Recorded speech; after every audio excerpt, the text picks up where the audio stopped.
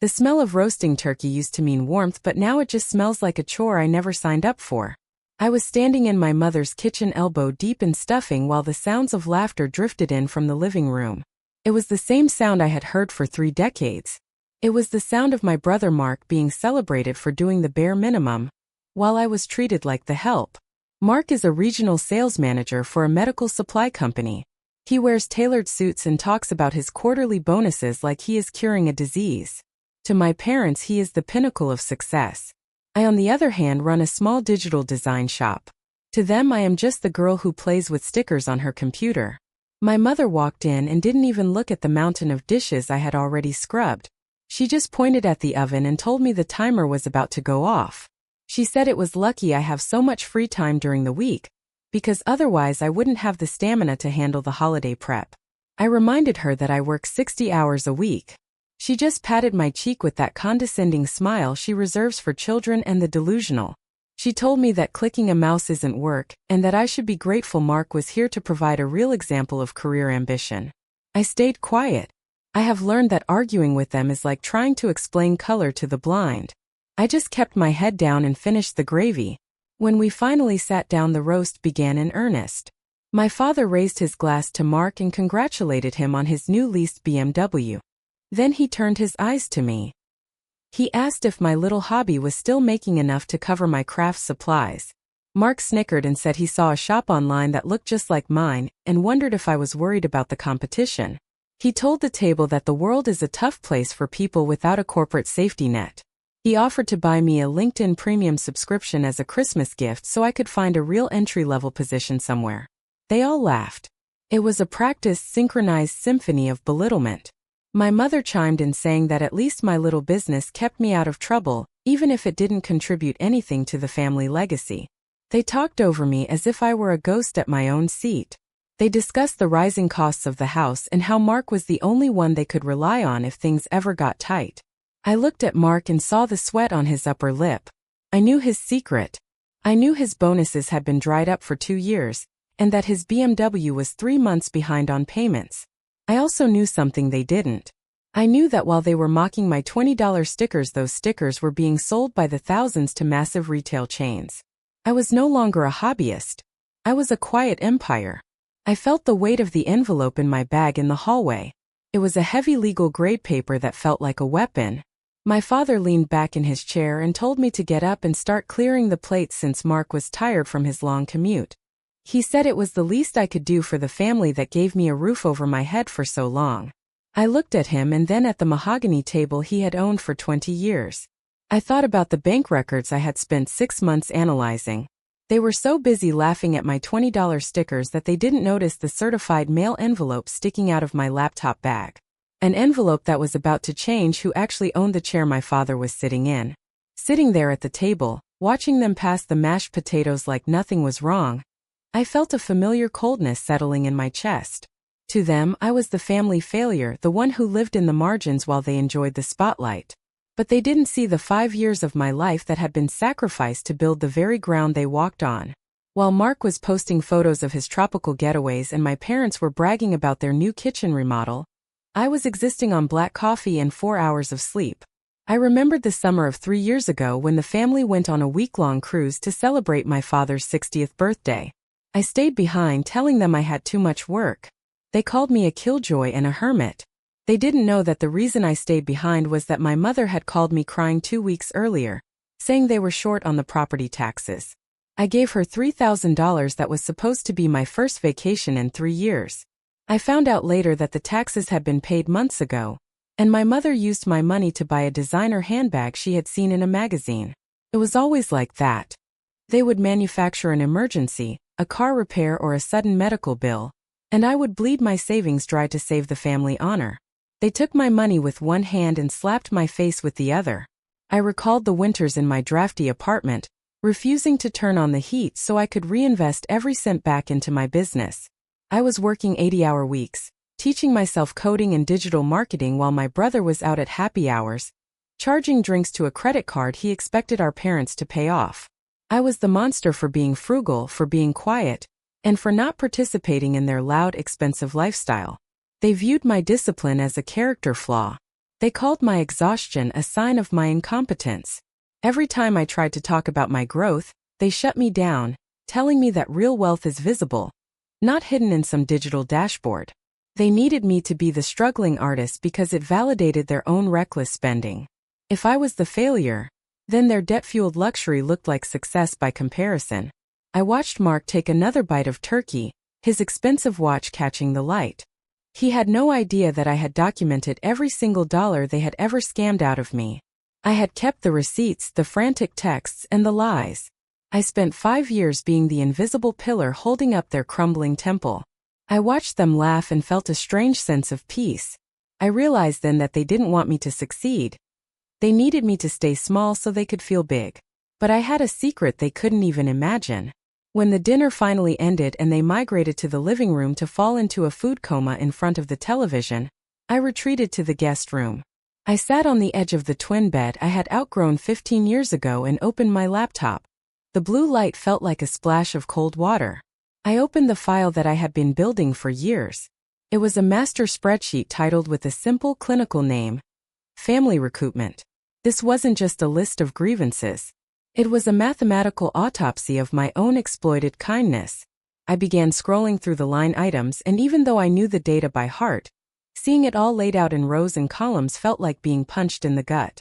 I started at the beginning. 3 years ago, there was the emergency transmission repair for Mark's car. He had called me sobbing, saying he would lose his job if he couldn't get to the office. I sent him $1,200. 3 weeks later, I saw him on Instagram wearing a new leather jacket that cost exactly that much. I entered the amount into the sheet. Then there was the 6 months of electricity bills I had paid for my parents when they claimed the utility company had made a billing error they couldn't resolve.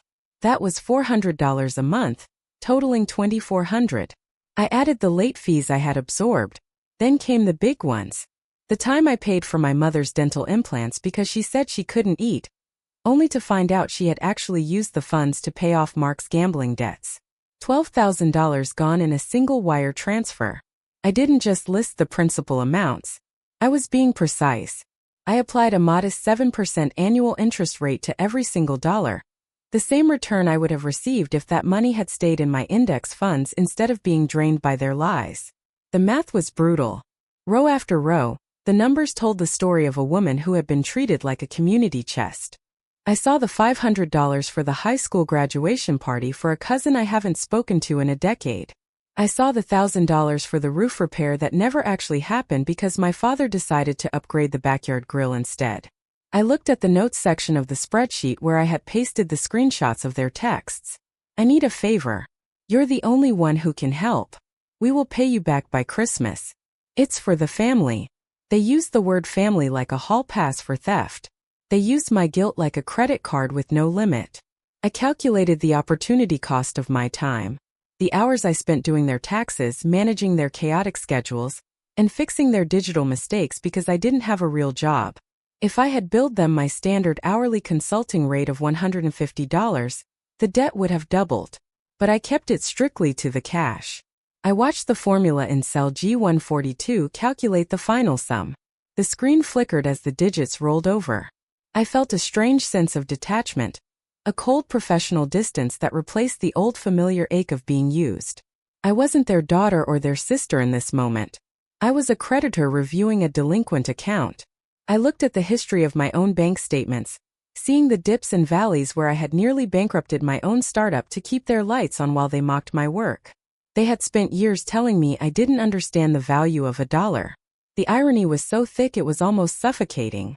They were the ones living in a fantasy world constructed out of my reality. I leaned back against the headboard, the fan whirring in the corner of the small room. I thought about the way my father had demanded I clear the table tonight, as if my labor was a debt I owed him for the privilege of being born. I thought about Mark's smug face as he bragged about his career. The truth was that none of them could afford the lives they were leading. They were all characters in a play that I had been funding from the wings. I took a deep breath and hit save. The number at the bottom of the screen was $84,000. That was just the favor money. Now it was time to look at the big fish, the mortgage. The discovery happened because of a simple piece of mail that had fallen behind the console table in the hallway. My mother had asked me to find her spare reading glasses, and as I knelt on the hardwood floor, I saw the corner of a thick yellow envelope peeking out from the shadows. I reached for it, expecting a catalog or a stray bill. What I pulled out was a final notice of default from the bank.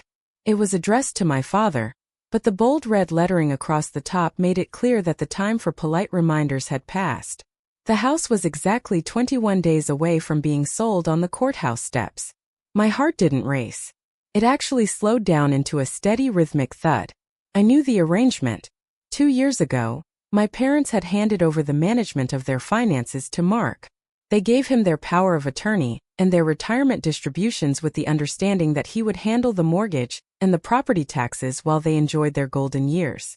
Mark had sat at this very dinner table and told us all how he had negotiated a better interest rate and how the equity was growing thanks to his financial brilliance. I took the envelope into the guest room and started digging. If the mortgage was in default, then the retirement accounts were likely compromised too. I used my laptop to access the joint portal I had helped my father set up years ago. He never changed the password. It took me less than 10 minutes to see the trail of destruction Mark had left behind. The monthly mortgage payments hadn't been made in 8 months. Instead, there were thousands of dollars in outgoing transfers to an account I didn't recognize. I saw payments to high-end clothing boutiques, luxury car lease companies, and 5-star resorts. Mark wasn't just neglecting the bills. He was liquidating our parents' future to maintain the illusion of his own success. He was using the house as a personal piggy bank while letting the foundation rot beneath them. The level of betrayal was staggering even for him. He had looked my mother in the eye every day and told her everything was fine while he was effectively making her homeless. He had let them mock me for my tiny business while he was actively stealing the roof from over their heads. I looked at the foreclosure notice again. The amount required to stop the auction and reinstate the loan was significant, but it wasn't impossible for someone with a high 6-figure liquid reserve. I had the money. I had worked through the nights, sold my designs to national distributors, and lived like a pauper specifically so I would never be vulnerable to this kind of catastrophe. I looked at the door. I could hear the muffled sounds of the television in the other room. My father was laughing at a sitcom. My mother was probably scrolling through Facebook, bragging about Mark's latest promotion. I had a choice to make in that moment. I could walk into the living room, drop the envelope on the coffee table, and watch the explosion.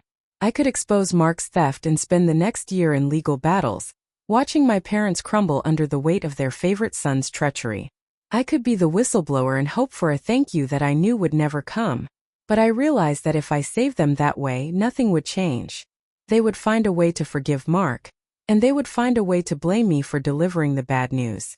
They would expect me to pay the debt as a gift, and then they would go right back to calling my career a hobby. The cycle would continue until I had nothing left to give. I decided right then that I was done playing the role of the safety net. If they wanted to treat life like a game of status, I was going to play by the real rules. I put the envelope in my bag and shut my laptop. I didn't say a word to anyone. I waited until the next morning when the banks opened. I could have warned them. I could have saved them. Instead, I went to the bank with a cashier's check and a very specific request for the deed. The following Sunday, I was summoned to the living room for what my mother called a family meeting. The atmosphere was thick with a performative gravity that made my stomach churn. My father was sitting in his recliner, arms crossed, while Mark paced the rug like a man burdened by the weight of the world. My mother sat on the sofa, clutching a tissue as if she were preparing for a funeral. They had set a single chair in the center of the room for me, facing them like I was a defendant in a high-stakes trial. I sat down and waited. Mark was the first to speak. He cleared his throat and told me that as the primary provider for the family, he had been carrying a heavy load, but even the strongest pillars can develop cracks. He claimed that the economy had taken a toll on his firm, and that he had suffered a temporary setback through no fault of his own. He looked me dead in the eye and said that it was time for me to stop being selfish. He told me that my little art project had been a fine distraction for a few years, but the family was facing a crisis, and I needed to step up and contribute my fair share of the labor. My father chimed in then, his voice booming with that old authority that used to make me tremble. He told me that they had been patient with my lack of direction, but the time for games was over. He said that Mark had been looking out for everyone for years, and that now it was my turn to repay that debt. They wanted me to shut down my shop, sell off my equipment, and take a job at a local insurance agency that Mark had supposedly scouted for me. It was an entry-level filing position that paid barely enough to cover a month of groceries. My mother began to cry, telling me that the family legacy was at stake, and that if I didn't get a real job with a steady paycheck, we might lose everything. She spoke about the sanctity of the family home, as if she hadn't been an accomplice to the mockery I'd endured within its walls. The gaslighting was breathtaking. They sat there and told me that I was the reason the family was struggling because I wasn't bringing in a corporate salary. Mark had the audacity to suggest that my refusal to get a real career was the reason he had been under so much stress, implying that his financial failures were somehow a byproduct of having to look out for his deadbeat sister.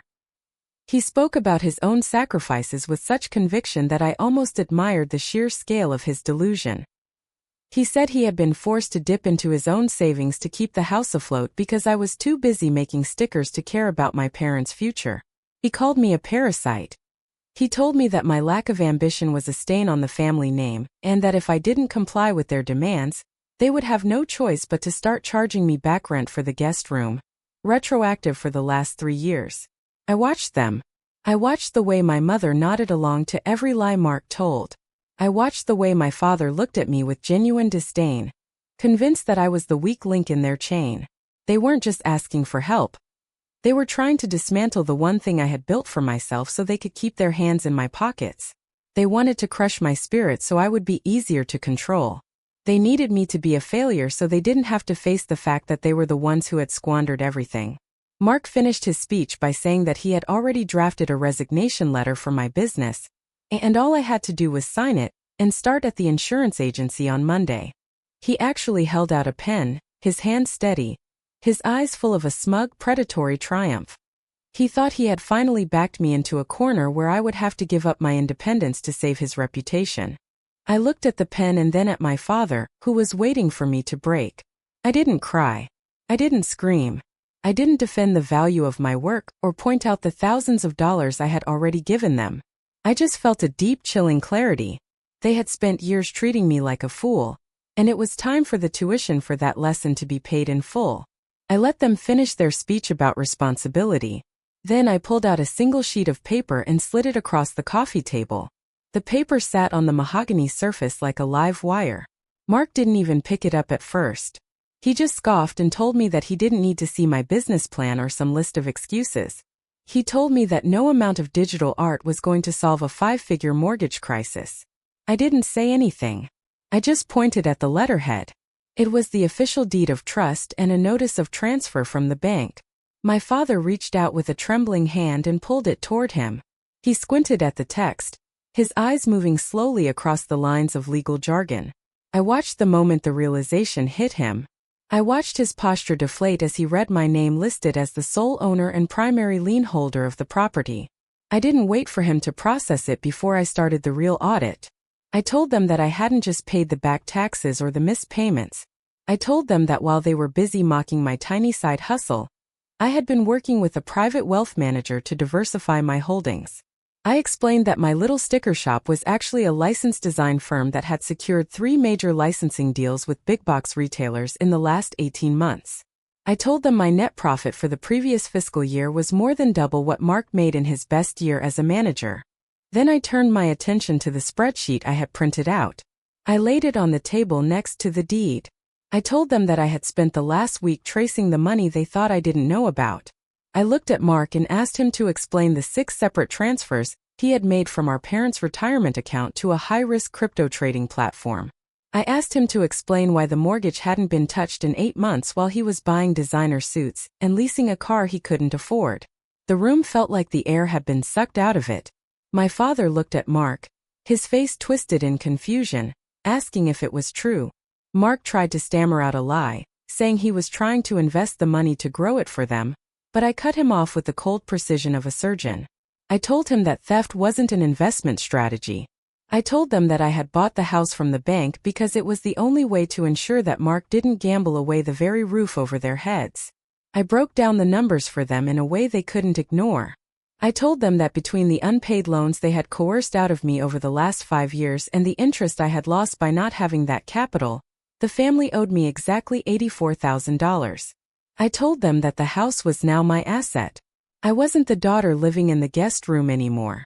I was the landlord, and they were the tenants who were currently in breach of their unspoken social contract. I reminded them of every time they told me that my work wasn't real. I reminded my mother of the handbag she bought with the money meant for the taxes. I reminded my father of the grill he bought while the roof was leaking. I laid it all out with the receipts, the dates, and the exact dollar amounts. I showed them that my tiny business had not only funded my life, but had effectively been the only thing keeping them from the street for the last 3 years. Mark tried to laugh it off, a desperate high-pitched sound. He said it didn't matter because we were family and I couldn't just take the house. He said that any judge would see that I had manipulated the situation. I told him that I hadn't manipulated anything. I had simply stepped in where he had failed. I had used my hard-earned real-world capital to fix the disaster he had created with his fake corporate prestige. I told him that as of 9 o'clock this morning, the title was officially recorded in my name. The house they had used to hold over my head as a sign of their superiority was now a line item in my portfolio. I watched the way my father's hand shook as he held the paper. He looked at the house he had lived in for 30 years and realized he didn't own a single brick of it anymore. He looked at me, not as the daughter he could command, but as a stranger who held his entire future in her hands. I didn't feel the surge of guilt I thought I would. I didn't feel the need to comfort my mother as she began to sob into her hands. I just felt the weight of 5 years of exhaustion finally lifting. I had paid for this moment with every missed vacation, every late night, and every insult I had swallowed in silence. I had turned their mockery into the fuel I needed to build a fortress they couldn't breach. My mother finally looked up, her eyes red and puffy, and asked me what was going to happen to them. She asked if I was really going to throw my own family out into the cold after everything they had done for me. It was the same old script, the same attempt to use my giving nature against me.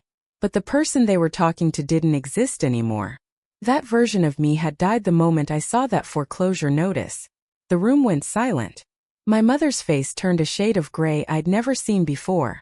But then my brother tried to get aggressive, and that's when I called in the reinforcements. Mark lunged across the table with a snarl that was more animal than human. His face was a mask of purple rage, the veins in his neck bulging like thick cords. He didn't go for me. He went for my laptop, the source of the truth that was currently dismantling his life. He screamed that I was a lying snake, and that he would smash my little toy into pieces. He reached for the screen, his fingers hooked like claws, intending to snap the hinges and erase the evidence of his theft. I didn't flinch. I didn't even stand up. I just watched as he realized the laptop was secured to the heavy mahogany table with a Kensington lock. He yanked at it, the metal cable clicking tauntingly against the wood, but it wouldn't budge. His frustration boiled over, and he turned his fury toward me, grabbing the collar of my sweater and demanding that I get out of his house. He told me that he didn't care what some piece of paper said, that he was the man of the family, and that I was nothing but a guest he was now forcibly removing. He began to drag me toward the hallway, his grip bruising and desperate. I looked at him with a calm that seemed to terrify him more than a scream would have. I told him to let go of me, but he just tightened his hold, his eyes wide and bloodshot. My father stood frozen by the recliner, and my mother was still wailing on the sofa, neither of them lifting a finger to stop him. Mark dragged me into the hallway, screaming that he was going to throw me and my digital trash onto the lawn where we belonged. He reached for the front door handle, intending to shove me out into the cold November air. But when he turned the deadbolt, it didn't move. He twisted it harder, grunting with the effort, but the lock remained stubborn and silent. He tried his own key, jamming it into the cylinder and swearing, but it wouldn't even slide into the keyway. I leaned against the wall and adjusted my collar. I told him that I had been at the house 3 hours before they woke up that morning. While they were dreaming of more ways to belittle me, a professional locksmith had already been through the entire ground floor. Every exterior door, every window lock, and most importantly, the door to the home office where my servers were kept, had been replaced with high-security smart locks. I pulled my phone from my pocket and showed him the app. I told him that I had already revoked his access. I also told him that I had anticipated he might have a physical outburst, which was why I had hired a private security firm to remain on standby 2 blocks away. As if on cue, the low rumble of an SUV idling in the driveway became audible through the walls. A flash of blue and red light reflected off the hallway mirror as a local police cruiser, called in for a civil standby, pulled up behind the security vehicle. Mark froze, his hand still white-knuckled on the useless door handle. The bravado drained out of him as the reality of the situation finally breached his thick skull. He wasn't the king of the castle anymore. He was a man with no legal right to the property, standing in a hallway that belonged to the sister he had spent a decade treating like a servant. I told him that if he touched me again, the officers outside wouldn't just be there for a standby, they would be there to process an assault charge. I walked back into the living room, leaving him standing by the door he could no longer open. I told my parents that I had also installed a ring of cameras around the perimeter and inside the common areas to ensure that nothing in the house, my house, was accidentally broken or stolen during the transition period. Mark finally slinked back into the room. His shoulders slumped, the fire in him extinguished by the cold reality of the law. He thought he could still bully the loser sibling. He forgot that you can't trespass in a house you don't own. My father found his voice then, though it was thin and reedy, a ghost of the booming tone he had used at dinner. He started talking about the law as if it were a matter of sentiment. He claimed that what I had done was predatory, that taking advantage of a family's financial hardship to steal their home would never hold up in a courtroom. He called it elder abuse. Mark, sensing a shift in the wind, chimed in with a renewed, desperate energy. He told me that he would have the entire sale overturned by Monday morning, claiming I must have used insider information or some kind of digital trickery to jump the line at the bank. They were circling the wagons, trying to build a reality where their own incompetence was a legal defense. They were convinced that because we were related, the rules of the world simply didn't apply to them. I didn't bother arguing. I just walked back to the coffee table, sat down, and placed my phone in the center of the mahogany surface. I dialed a number I had on speed dial. Picked up on the second ring. I put it on speakerphone. A man's voice, crisp and devoid of any warmth, filled the room. This was Marcus Thorne, a senior partner at the firm I'd kept on retainer for my business for the last 3 years. I asked him to clarify the status of the property for the benefit of the former occupants. Thorne didn't stutter. He spoke with the rhythmic finality of a judge passing sentence. He explained in agonizing detail that the property had been in a state of terminal default for over 7 months. He cited the specific statutes regarding the bank's right to sell the debt and confirmed that the transaction had been a standard, arm's-length purchase of a distressed asset. He noted that my parents had signed over power of attorney to Mark, which made Mark's failure to pay the mortgage a breach of fiduciary duty, a point that Thorne mentioned could easily be turned into a criminal referral for embezzlement if I chose to pursue it. The room went deathly still. My father tried to interrupt to ask about squatters' rights or family equity, but Thorne cut him off with a verbal scalpel.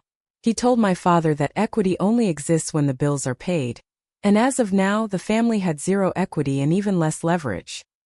He informed them that he had the signed, sealed, and recorded deed in his digital file, and that any attempt to damage the property or interfere with my access would result in an immediate filing for an injunction and a suit for damages. He spoke to them not as relatives of his client, but as potential liabilities. He finished by stating that my parents and Mark were currently guests by the grace of the owner, and that under the law, their residency could be terminated with 30 days' notice for any reason, or no reason at all. He asked if there were any other legal fantasies they wanted him to debunk before he billed for the call. Mark looked like he was going to throw up. My father just stared at the phone as if it were a venomous snake. The authority they had spent my entire life building had been dismantled in less than 5 minutes by a man who didn't even know their names. The lawyer's words were the final nail. But I wasn't done. If they wanted to treat this like a business, it was time to discuss the new rent. The 30 days that followed were the quietest I had ever experienced in that house. I didn't move out. I simply moved into the master suite, the one with the balcony and the walk-in closet that my parents had always told me was off-limits because it was for the heads of the household. I had a locksmith install a keypad on the door. Every morning I would walk down to the kitchen to make my coffee, passing my mother and father as they sat at the table in stunned silence.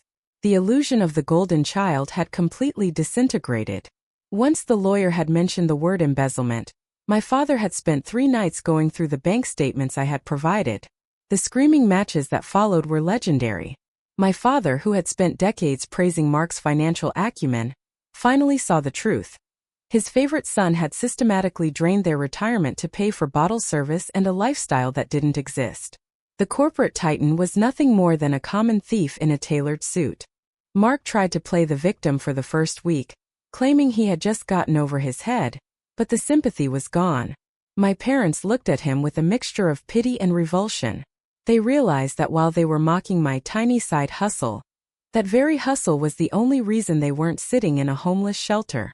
I didn't offer them a dime.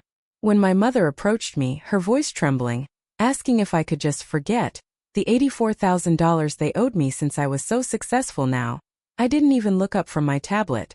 I told her that in the world of business, debt doesn't just vanish because you're related to the creditor. I told her that their entitlement was exactly what had led them to this cliff, and I wasn't going to build them a bridge back to their old delusions. I stayed firm on the deadline. I told them that as of the 1st of the month, they needed to be out. I had already signed a contract with a high-end renovation crew to gut the kitchen and turn Mark's old room into a professional studio. The family was fractured beyond repair. My father stopped speaking to Mark entirely after he found out the crypto investments were actually just unpaid gambling debts. Mark, realizing he had no more cards to play, spent his days frantically calling friends for a place to stay, but apparently, his high-status social circle didn't have much room for a man who had stolen from his own parents. The house was filled with the sound of packing tape and the heavy thud of boxes being dragged across the floor. It was the sound of a legacy being dismantled, one piece of furniture at a time. On the final day, the driveway was cluttered with a small moving truck and my parents' aging sedan. They had found a small 2-bedroom apartment on the edge of town, paid for by the meager remains of a life insurance policy Mark hadn't managed to find. It was a far cry from the suburban prestige they had spent their lives curating. Mark was moving into a studio apartment above a laundromat, his BMW having been repossessed 3 days earlier. He stood by the truck, looking smaller than I had ever seen him. The suit was gone, replaced by a stained hoodie and a look of pure unadulterated defeat. He didn't even try to look me in the eye as he loaded the last of the boxes. He knew that the hierarchy of our family had been permanently inverted. The sister he had mocked was now the only one with a future. My mother stood on the front porch, clutching a framed photo of the family from 10 years ago. She looked around at the house, at the fresh paint samples I had already taped to the walls, and then back at me. There was no warmth in her gaze, only a sharp, stinging resentment that I hadn't played the role of the martyr one last time. She couldn't understand that my giving nature had been a choice, not a requirement, and that once they had weaponized it against me, the choice had been revoked. She wanted me to feel the weight of their displacement. She wanted me to buckle under the pressure of their collective failure. As I watched them pack their lives into boxes, my mother asked how I could be so cruel. I told her I wasn't being cruel. I was just being a real professional. The silence in the house is different now. It is no longer the heavy, suffocating silence of things left unsaid or insults swallowed in the kitchen. It is the clean, crisp silence of a space that finally belongs to me. I sat on the porch this morning with a cup of coffee, watching the sun rise over the neighborhood I was once told I didn't deserve to live in. The renovation is nearly complete. The walls that once echoed with Mark's boasts and my father's lectures are now painted a soft, neutral white. The mahogany table is gone, replaced by a sleek, modern workstation where I continue to run the business they called a hobby. I think about the years I spent trying to earn their respect through labor and loans, never realizing that you cannot buy the respect of people who profit from your low self-esteem. They didn't need my help. They needed a target. Once I removed the bullseye, they had nothing left to aim at but each other. I heard from a distant cousin that Mark is struggling at a debt collection agency. An irony so perfect it feels scripted. My parents send me occasional emails, mostly short, formal requests for things they left in the attic, but the tone has shifted.